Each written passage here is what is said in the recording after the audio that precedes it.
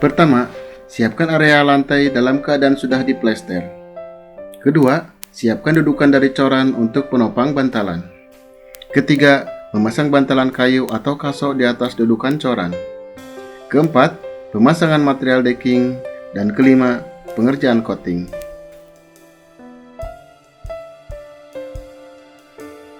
Selamat datang di channel Raja Wali Parket, pusat lantai kayu nomor 1 di Indonesia.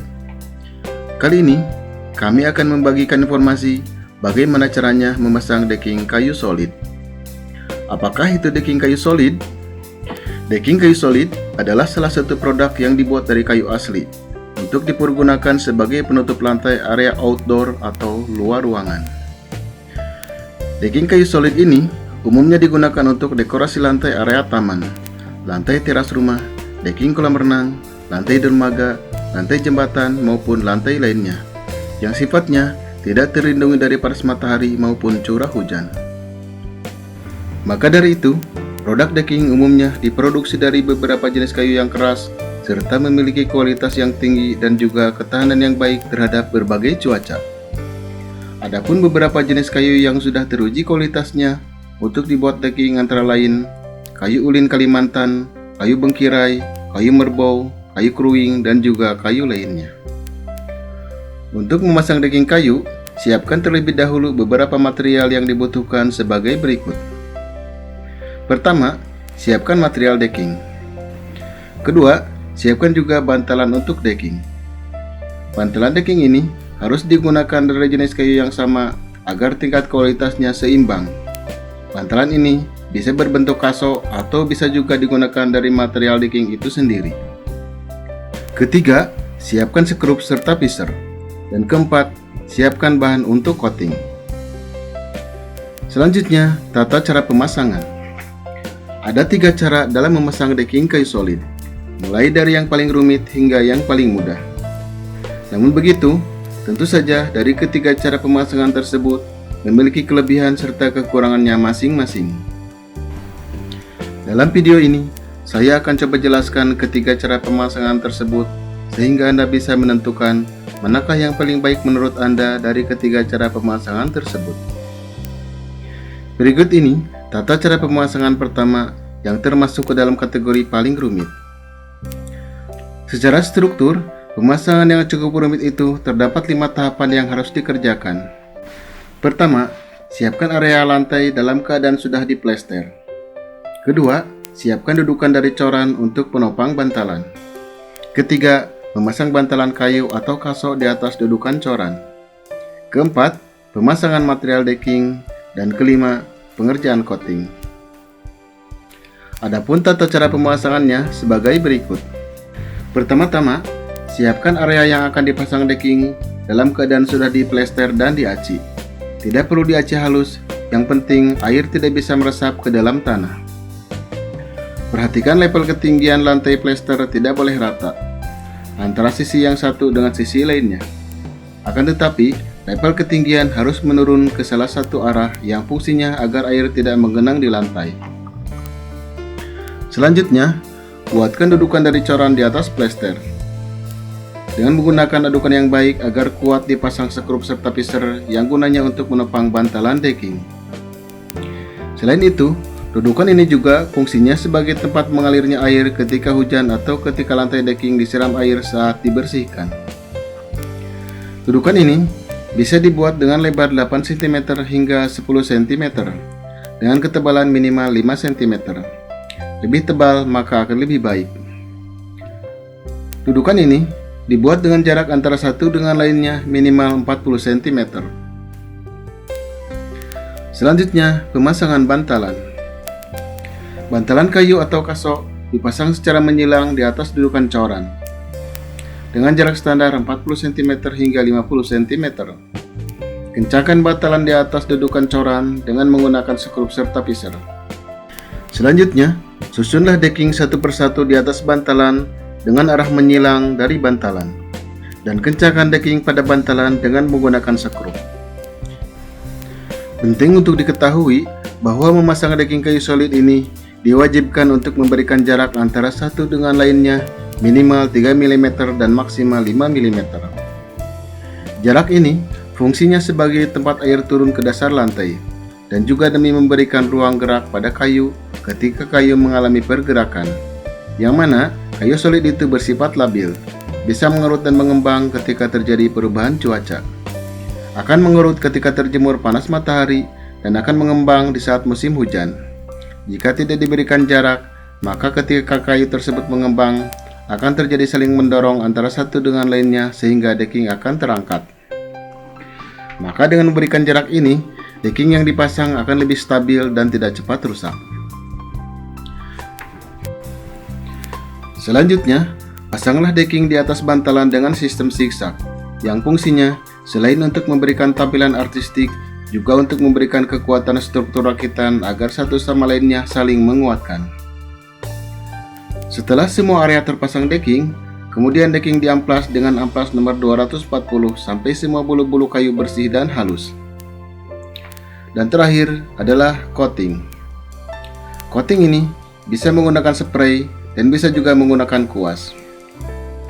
Untuk bahan coating, bisa menggunakan unsur oily atau unsur minyak seperti thinner atau turpentine. Dan bisa juga menggunakan water base yang mana sekarang tersedia di toko bahan bangunan, yaitu Mowelek Water Base. Itulah cara pertama yang sedikit rumit, yaitu diperlukannya membuat dudukan dari coran, yang tentu saja pembuatan dudukan coran tersebut akan membutuhkan waktu yang lebih lama daripada biasanya. Karena sebelum pemasangan material decking, terlebih dahulu harus menunggu dudukan coran itu kering sempurna. Dari segi kualitas, dengan menggunakan dudukan coran ini, tentu saja decking yang dipasang akan lebih awet, karena material decking itu terlindungi daripada tersentuh air dalam waktu yang berkepanjangan.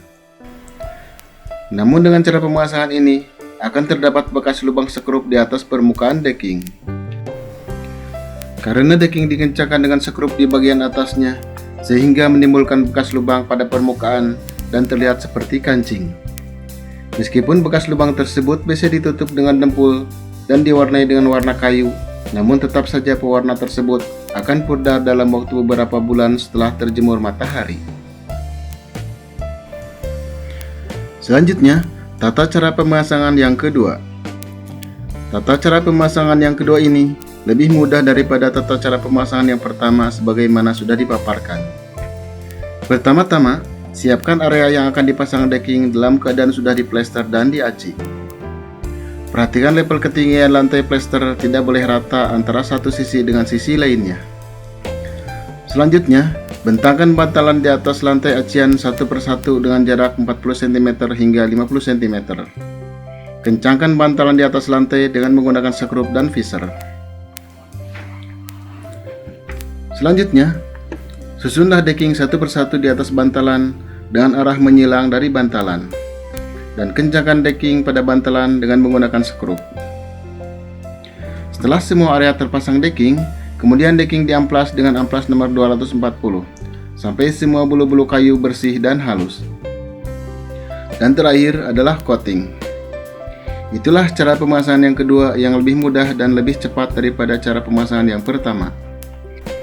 Akan tetapi, dari segi kualitas, cara pemasangan yang kedua ini memiliki sedikit kelemahan, terutama kelemahan pada bantalan karena tidak menggunakan dudukan coran, sehingga bantalan ini cenderung sering terkena air secara terus-menerus, baik itu air hujan maupun saat lantai decking disiram air untuk membersihkan permukaan decking.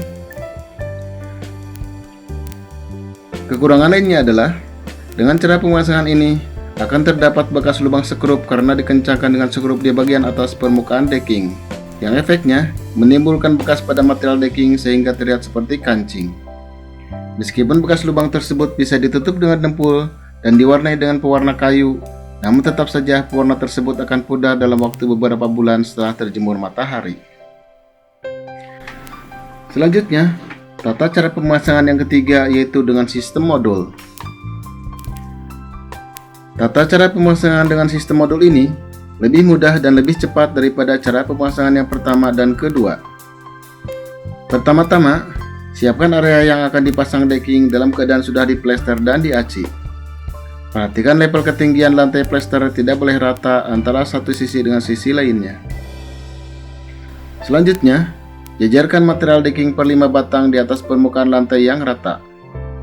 Kemudian, Gabungkan antara deckingnya satu dengan decking lainnya dengan menggunakan bantalan. Dan kencangkan bantalan pada decking dengan menggunakan skrup.